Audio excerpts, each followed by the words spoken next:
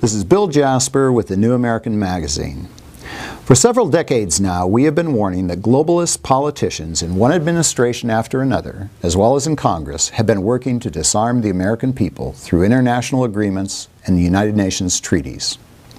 For decades, those warnings, which were statements of fact, were dismissed by the progressive-minded as paranoia.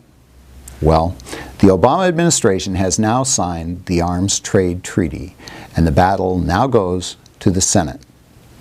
For decades, the United Nations has been pushing an agenda for all nations of the world to disarm their peoples.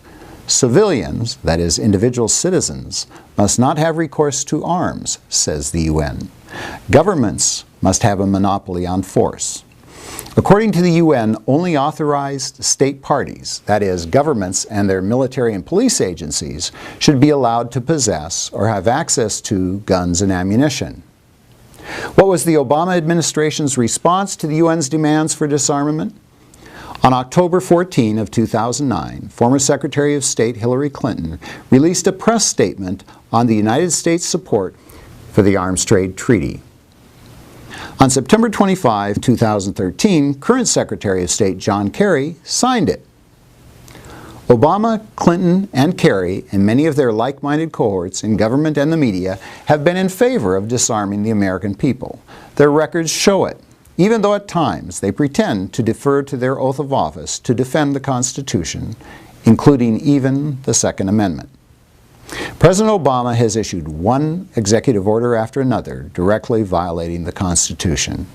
His administration has not missed an opportunity to use any and every murderous act of armed violence, from the Aurora shooting to Newtown to the Washington Navy Yard, as a pretext for further infringing the natural right of self-defense of all law-abiding Americans. The federal government's still unfolding fast and furious gun-running operation into Mexico's murderous drug cartels is another case in point.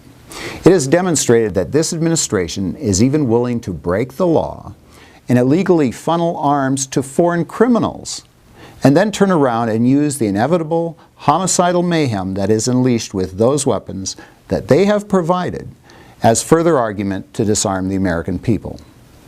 When Secretary of State John Kerry signed the UN Arms Trade Treaty, he said it was, "On behalf of President Obama and the United States of America, I'm very pleased to have signed this treaty here today." Now the battle moves to the United States Senate. Last March, 53 senators went on record in opposition to the treaty.